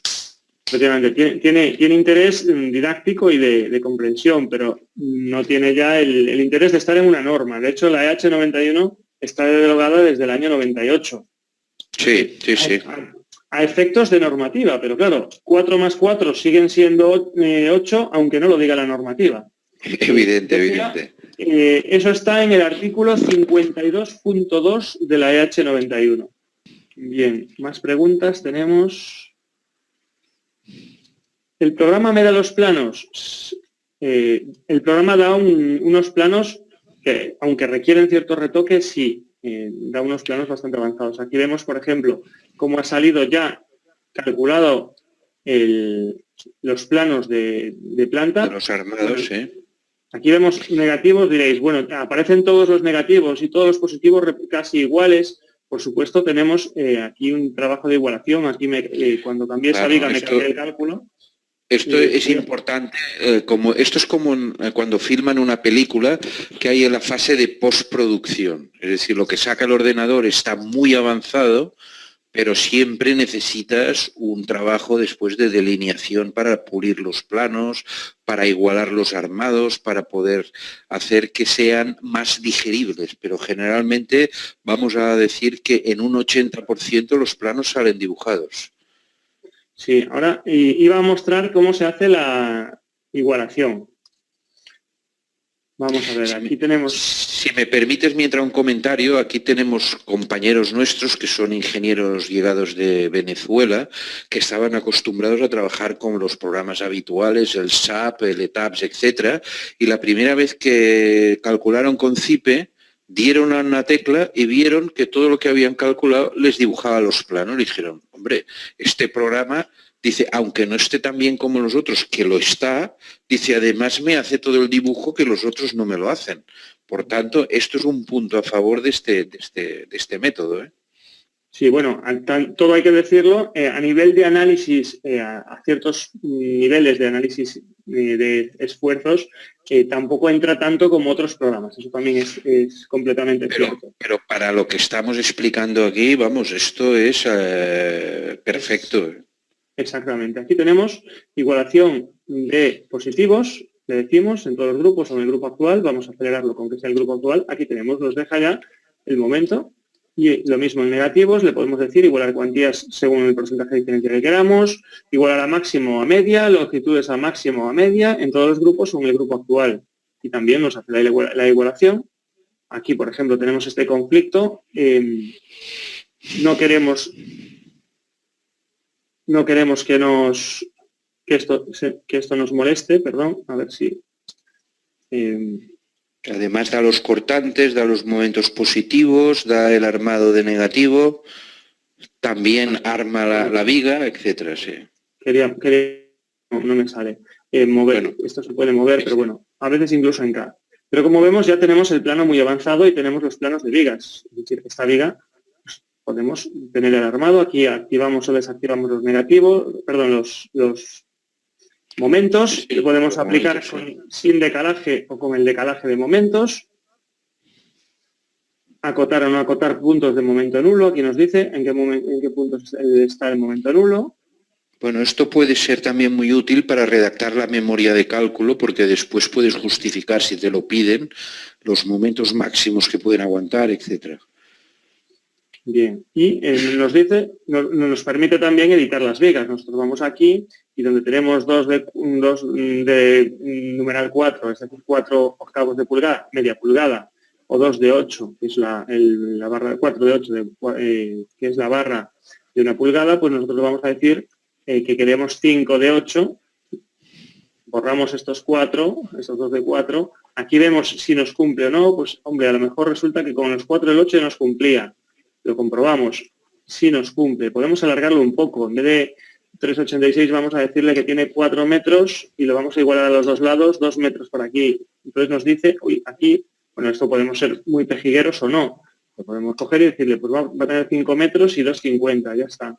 Y aquí vemos como esto es la longitud de la barra, pero la barra, aunque tenga 2,50 a cada lado del deja de ser efectiva. Resulta que claro, aquí deja de ser efectiva, lo que hablábamos antes, entonces sí. Esto aparece esta curva. Todo esto nos lo va analizando el programa, nos dice qué cosas no se cumplen. Pues aquí a lo mejor tenemos disposición de las armaduras. Aquí estas barras están en segunda capa, por cierto, las podemos cambiar de capa. Aquí colocar en capa, le vamos a decir que están en primera capa. Y en cualquier momento podemos sacar una sección. ¿No? Aquí, sección por un punto. Hacemos esto y vemos la sección de la barra. Estas amarillas son las del 4, las de media pulgada y los 4 refuerzos que hemos colocado. Vemos que efectivamente, pues aquí vamos a tener un problema de armado, ¿no? Todo esto lo podemos hacer y luego podemos sacar los planos. Es decir, nosotros vamos aquí, barras planos, perdón, barras no, archivo planos. Aquí ya se lo piensa más, ¿eh? Sí, a veces están los chinos trabajando aquí dentro, ¿eh? Ahí, sí. Plano de marcos, por ejemplo, vamos a sacar, le vamos a decir selección de grupos, vamos a sacar solo la losa 1, a escala 1.50. Aceptamos, no vamos a tocar la configuración para nada, pero podemos ver que nos va a sacar un plano ya montadito. Aquí tenemos los detalles y aquí nos aparece el plano montado con todos los pórticos. Normalmente lo que hacemos después es sacarlo a CAD y montarlo un poquito mejor, poner el cajetín y todas esas cosas. Y siempre van a aparecer retoques, es decir, el programa nos saca los planos muy avanzados, pero luego, bueno, ¿qué va a pasar en este detalle de escalera, etcétera, etcétera? Aunque las escaleras, por cierto, también nos la calcula, nos da esfuerzos y desplazamientos de las escaleras, que la calcula por elementos finitos, la losa de escalera, y vamos a salir de aquí, nos da el despiece de la escalera, que puede ser más afinado o menos. En este caso tenemos una tabla por defecto. Si tenemos una tabla un poquito más trabajada o no. Me parece que tenemos la tabla ya igualada, toda con barras de 3 cada 20. Todo depende de la tabla de armado que tengamos, que iguale más o menos. Más preguntas. En varios países de América Latina el acero en losa maciza se coloca en una cara, pero CIPE la calcula en 2. Entonces, ¿cómo se adapta? Esto sí que es impepinable. CIPE-CAD va a armar las losas macizas con armado en las dos caras. Bueno, hasta cierto punto podemos hacer un cierto apaño. Vamos a ver. Si nosotros un max mix vamos a hacer una pequeña obra y así vemos qué rápido se puede introducir una obra fácil en CIPE-CAD. Vamos a decirle que tenemos una planta. No estoy intentando explicaros cómo se hace porque entonces tardaríamos mucho, vamos a hacerlo a toda pastilla, pero vamos a poner aquí 4 columnas rectangulares de 30 por 30, 1, 2, 5 metros, 3, 4, entrada de vigas. Vamos a introducir vigas de 30 por 50, por ejemplo. Perdón, lo dije bien. Perdón, claro, ya sé lo que pasa. Ahora me salía tan rara porque tenía puesto arco de antes. Ahora, esto ya es más lógico. Introducimos una viga, otra, paños, gestión de losas, entrar losa. Vamos a introducir una losa maciza de 20 centímetros. Y entonces vamos a armarla. Voy a comprobar que tengo la opción de...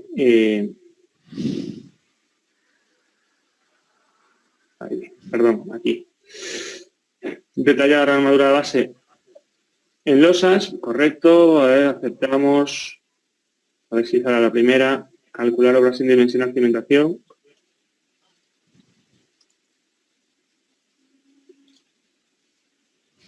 Está dimensionando los marcos, las columnas y ya la tenemos. Y entonces vamos a ver los resultados. Losas, modificar armados, longitudinal superior. Vemos que no nos lo coloca que nos lo coloca en toda su longitud. Entonces al final siempre nos lo coloca. Hay veces que hay tramos que no pone completos, pero bueno, en este caso veo que sí. Vistas, armado base. Vamos a quitar la inferior, a ver si me queda longitudinal superior. A ver. Aquí vemos. Ha colocado refuerzos solo en la parte superior en los extremos. Y ahora voy a decirle también que se vean las transversales superiores y vemos que también solo lo coloca en el extremo. En esta parte no coloca esfuerzo. Si no le ponemos armado base puede llegar a hacer eso. En la cara inferior impepinablemente sí que va a colocar hombre, claro, esfuerzo en toda su longitud. Vemos aquí los longitudinales, pues colocó 3 cada 15 en toda su longitud. El que haya colocado 3 cada 15 u otra también depende de las tablas de armado. En este caso yo, por ejemplo, para positivos aquí tengo una genérica que permite cualquier tipo de refuerzo, pero el mínimo que tengo aquí metido es un 3 cada 15. Subir un 3 cada 20 a lo mejor cumplía, pero 3 cada 15 cuando no tenemos armadura base, los refuerzos pueden ser todos estos. Y entonces la máxima separación que hay aquí es 150 milímetros, por tanto, por eso lo arma así, independientemente de que pudiera ser o no necesario más o menos. Bueno, si fuera necesario más, lo colocaría. Perdón. ¿Cuáles son los coeficientes de empotramientos para columnas, tanto en pie como en cabeza, para un edificio de 2 niveles? Lo normal es que sean 1, excepto en cabeza del segundo nivel, que se suele bajar a 0,30. Bueno, que es lo que te decía, comentábamos antes, de que se articula un poco y ya está. Sí. Tengo una duda, en una diapositiva anterior veía un refuerzo. El programa sugiere un refuerzo en DXF o por el estilo. El programa nos da, como decíamos, nos permite coger una viga cualquiera y tiene un editor de armados donde nos enseña los momentos, los cortantes, axiales o torsores, si los hubiere, para envolventes, para cada hipótesis o condición, para cada combinación, persistentes o transitorias, si tuviéramos sismo para sismo. Y aquí podemos manipular todo lo que queramos y ya vimos cómo, yendo a archivo planos, podemos sacar los planos de cada viga o podemos sacar los planos de las losas. Bueno, esto ya lo vimos antes, creo que no hace falta repetirlo, ya lo saco aquí viene el plano de los planos. En este caso, como las 4 vigas son idénticas, pues nos saca un solo dibujo para las 4 vigas, 30 por 50, 2 armados, 2 barras de 3 octavos. Esto ya depende, insisto, de las tablas de armado, aquí 2 barras de media pulgada, de 3 octavos, y los estribos. El programa calcula acelerogramas. No los calcula él solo. Vamos a ver, si vamos a obra, datos generales, le podemos decir que tenemos acción sísmica. No, pero el acelerograma se lo has de poner tú en función de la norma. Exactamente. Nosotros lo que le hacemos es decir, ¿en qué país estamos? Ahora, por ejemplo, vamos a estar en Perú. Entonces nos dice, ¿qué método queremos usar? ¿Dinámico, modal espectral o estático? Si queremos el estático, nos hace el cálculo por fuerzas equivalentes. Podemos hacer el método dinámico modal espectral. Es el método que utiliza, es lo que decía. En este punto, ahí separa el análisis, no hace análisis tiempo-historia, ni Shover, ni cosas de ese tipo. No. Hay que ir a un programa específico, exactamente, sí. Exacto. El fuerte de CIPCAD se centra en el armado. Lo que sí hace es las comprobaciones sísmicas del armado y del armado por capacidad, etc. Entonces, definición del espectro según norma o especificado por el usuario, y aquí podemos manipularlo, pero no tenemos no hay un generador de espectros. E incluso, perdón, me salí demasiado pronto, para la acción sísmica podemos pulsar método general. Tenemos aquí un montón de espectros. Sí. Podemos añadir un espectro, pero tenemos que hacerlo nosotros. Luego podemos guardarlo y después importarlo. Pero bueno, sabiendo que tenemos los espectros de tantas y tantas normas que hemos visto, sí. Pues... Alguno seguro que lo aciertas, ¿eh? Sí, vamos a ver Nos preguntaban también si trabaja con la norma NSR, y aprovecho entonces para hacer una prueba. Sí que trabaja, vamos a ver, en normas podemos seleccionar un montón de normas de concreto. Sí, la NSR. La 08 española, normas antiguas también de España, la H98, por ejemplo, normas de Portugal, de Brasil, Argentina... La última. Unidos, y la NSR es, sí, la penúltima, porque la última la veíamos antes. Sí. No la veías. Sí, pero la NSR está.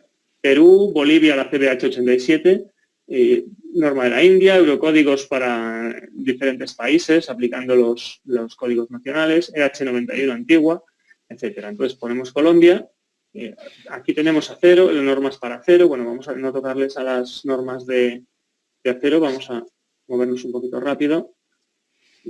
Nos dice que evidentemente perdemos el cálculo, eso es obvio.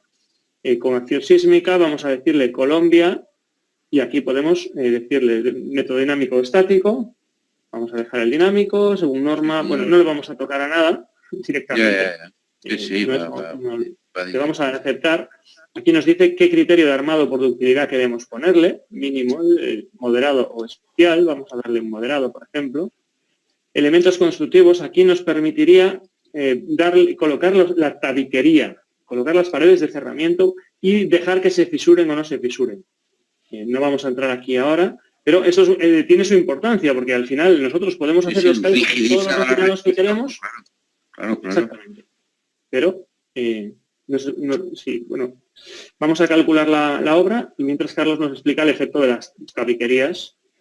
No, hombre, a ver, el efecto de las tabiquerías es que impiden más el giro y por tanto rigidiza la estructura, pero ¿qué pasa? Que a medida que se van fisurando es como un efecto pushover, ¿no? Se van fisurando y va perdiendo rigidez y por tanto en los modos se puede mover de manera diferente al tener más grados de libertad, pero vaya, yo sería partidario de no tenerlos muy en cuenta porque si el sismo es muy severo acabarán todos partidos, pero eso ya cada uno, igual que la respuesta del terreno, no sé aquí, Collas, si aquí podemos escoger diferentes tipos de terreno para la respuesta sísmica. Sí, aquí hay un punto donde tenemos el terreno. Que yo no me conozco tanto el programa como tú. Sí, bueno, yo no me lo conozco con todas las normas, aquí zona sísmica, microzonificación. Sí, sí. Cortante, grados, a ver si me pierdo de norma y en la NSR no nos permite.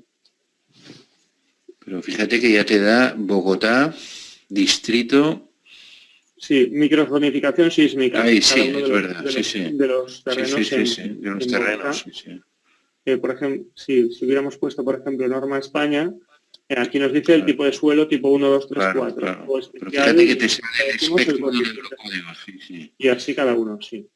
Decía que resuelve el armado, vigas, muros, editar traves, aquí tenemos resuelto el armado, y cuando nosotros vamos a las comprobaciones nos dice estado límite de agotamiento frente a cortante, combinaciones no sísmicas y combinaciones sísmicas, frente a solicitaciones normales, combinaciones no sísmicas y sísmicas. Y por ejemplo nos hace un estudio, fijémonos, de cada sección. Sí. De la sección en agotamiento, de la sección cómo funciona con los mismos y de la sección en agotamiento. Nos hace una comparación. Nos hace los criterios de diseño por sismo, cortante de diseño para vigas. Según la norma, nos hace también el cálculo por capacidad, etcétera. Bien. ¿El método de aproximado de los coeficientes que usa el programa es válido para todos los países o solo para España?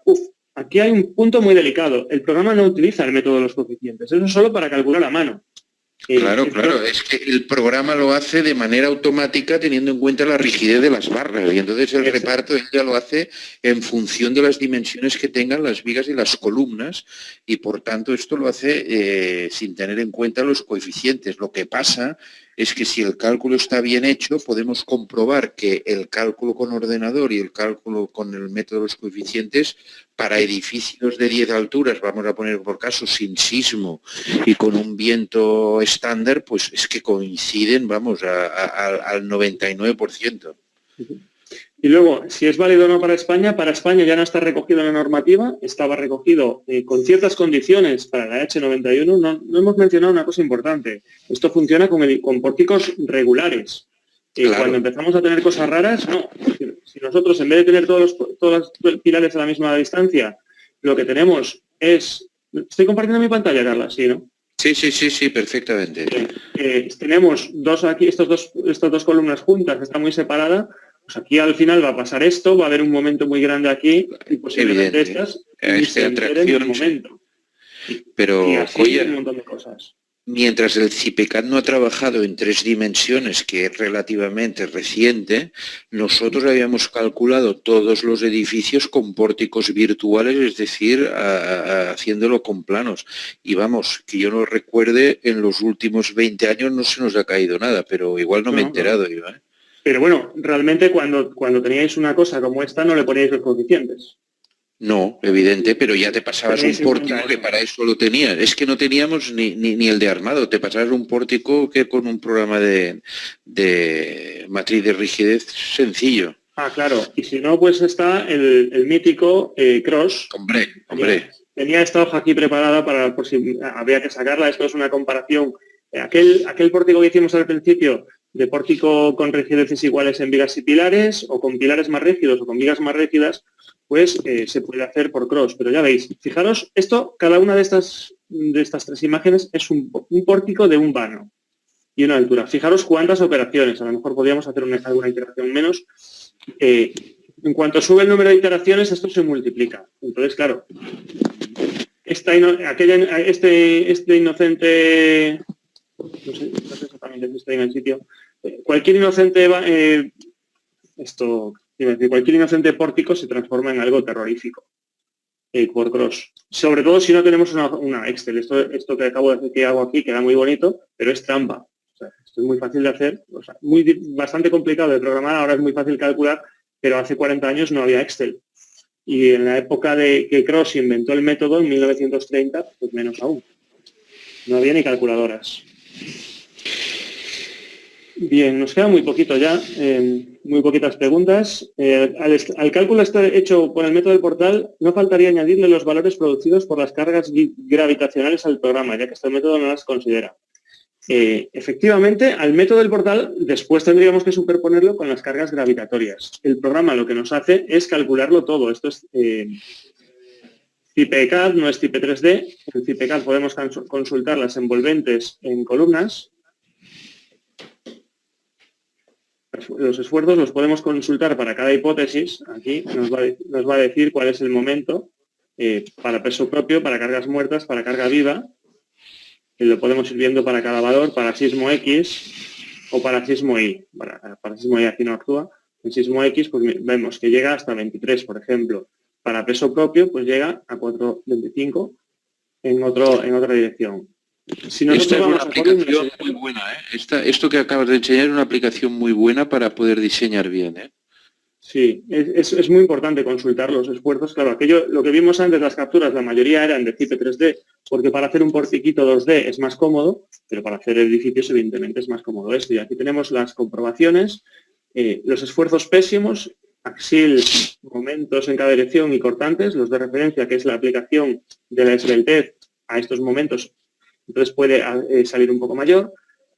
Y aquí las diferentes combinaciones, es decir, todas las combinaciones que ha hecho el programa, los esfuerzos para esas combinaciones, y aquí a la derecha pues nos dice cuál es el estado de tensiones de la columna y nos hace el típico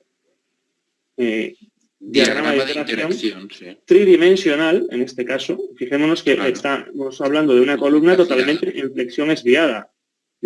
La desviación es máxima, hay alguna combinación en la que es menor. Esta es la combinación peso propio más peso propio con carga muerta y parte del sismo, que es una combinación sísmica. Aquí tenemos, en cualquier caso, este diagrama de interacción tridimensional, tensiones y deformaciones de cada barra y las resultantes de compresión en el concreto, compresión en el acero y tracción. Bien, volvemos a las preguntas. Es que tengo pequeño lío. Vale. ¿Cómo garantizamos que una viga está total o parcialmente empotrada en una columna? Si es una viga de hormigón, prácticamente casi siempre podemos garantizar que esté empotrada, salvo que tengamos el caso que mencioné antes, una viga muy plana, y eso ya implica un análisis manual. El programa no va a hacer el análisis del nudo. Tendríamos que hacer un análisis del nudo, de la torsión que nos transmite esta viga perpendicular. Si nosotros tenemos aquí una viga plana, lo que va a ocurrir es que la carga llega aquí el momento y entonces tiene que transmitirse así en forma de torsor y eso hay que hacer un análisis un poquito especial. Bueno, desde luego que esté bien armado, porque si tú calculas, a ver, hay una frase que yo repito siempre que es muy importante, las estructuras se comportan como están construidas, no como están calculadas. Tú puedes calcular lo que quieras, si después en la dirección de obra no arman la viga como tú lo has calculado, la viga se comportará como quiera, no como tú lo has diseñado, ¿eh? Entonces tú puedes considerar que es un empotramiento, pero si tienes una armadura que no puede absorber estas tracciones, pues aquello no será nunca un empotramiento. Bien, nos quedan como preguntas, ¿cuándo se puede volver a revisar este webinar? Lo colgaremos en el canal YouTube de Figurat. Otra pregunta, costo de los programas CIPECAD y CIPE 3D. Esto nosotros no podemos responderlo, yo tendría que ser el departamento. Ya les informará directamente, sí, nuestro asesor comercial que se pondrá en contacto con ustedes seguidamente, aquellos que estén más interesados. Sí, además nosotros somos Figurat, nosotros lo que vendemos es el máster trabajamos en el máster, nosotros enseñamos a manejar, a calcular estructuras con CIPE-CAD y explicamos cómo funciona el programa, pero nosotros, Figurat no vende el programa, lo vende CIPE, entonces ya tiene que ser un comercial de CIPE el que lo diga. Y aquí hay un término que me pierdo, dice, en el diseño de vigas por torsión, el programa considera la contribución del topping. Esto es un término que se me escapa, debe ser... Creía que ya estaba familiarizado con toda la terminología americana, pero este término se me escapa. Y es la última pregunta, si nos la aclara José, pues perfecto. Capa de concreto sobre las viguetas. No, lo que va a considerar el programa en el cálculo a torsión es esto. Por decirlo así, dibujado así, vamos, es una viga de 30 por 50, nos va a considerar esto.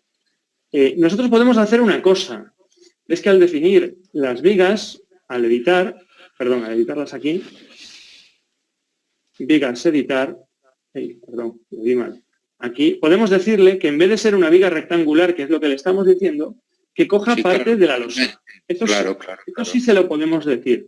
Entonces le decimos, tiene un patín a la izquierda o vuelo a la izquierda, esto depende ya del idioma, porque CIPE está tiene instalaciones en castellano, mexicano, argentino, por decir las tres que son en español. Además, para España tiene las distribuciones en catalán y en gallego y tiene luego las distribuciones en inglés, en francés y no sé cuántos idiomas más.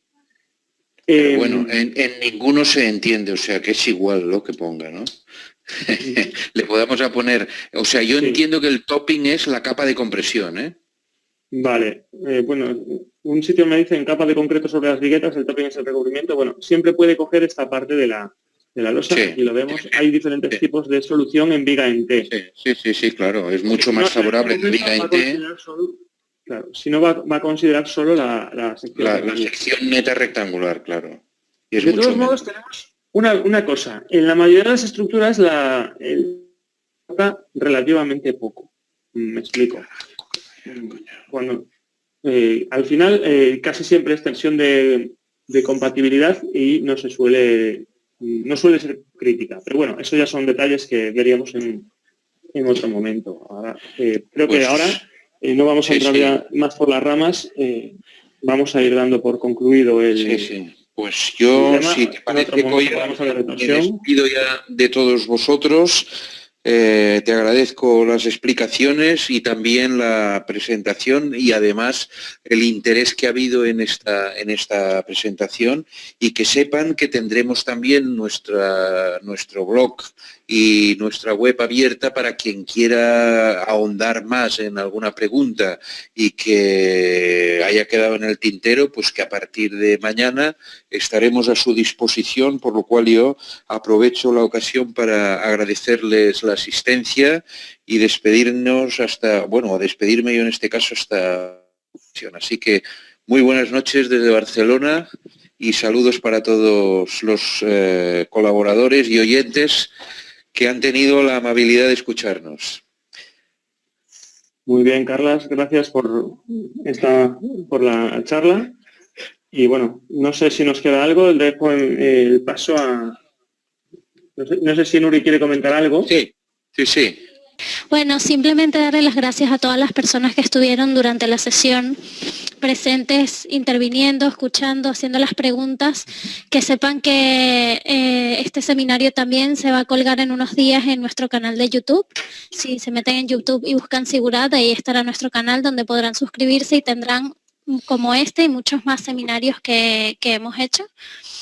También pueden acceder a nuestro blog en donde tenemos artículos de interés, y todo esto que hemos hecho el día de hoy, como bien lo ha comentado el profesor Colla, ha sido como parte del máster de estructuras de edificación con CIPE. Para todos los interesados quedamos a la orden y muchísimas gracias por su asistencia.